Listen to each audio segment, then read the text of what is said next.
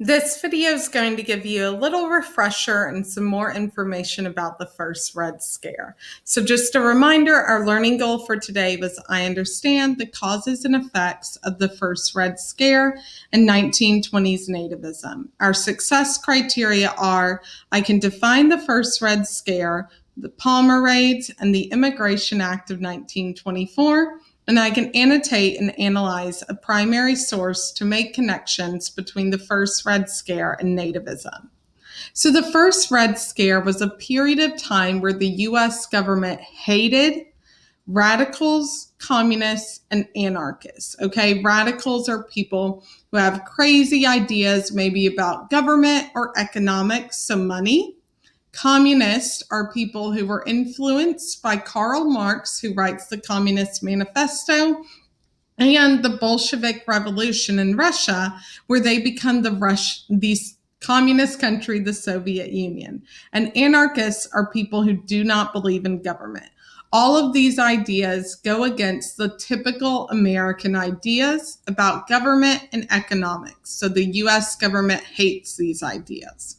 The first Red Scare in the Roaring Twenties, a couple events to highlight kind of this idea of the first Red Scare. The first are the Palmer Raids. Attorney General Mitchell Palmer, who was a really high up person in the US government, arrested suspected communists and anarchists. So if there were people who we didn't really like their ideas, but they hadn't done anything wrong legally, they were still arrested as part of the Palmer Raids. Sacco and Vanzetti were Italian immigrants who were convicted of murder and robbery and executed, but many people believed the evidence was so weak that they were just killed because they were anarchists and communists. Nativism, if you remember, is extreme hatred of immigrants, okay?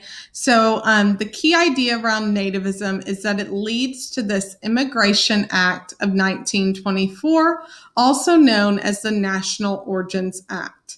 This law established immigration limits, so it limited the number of immigrants from each country who could come over to the United States. And it specifically limited immigrants from countries that didn't share the same cultural values that the majority of Americans did at that time. So it limited Southern and Eastern European immigration, and it limited Asian immigration. So hopefully this video has given you enough information that you feel that you have accomplished the learning goal for today.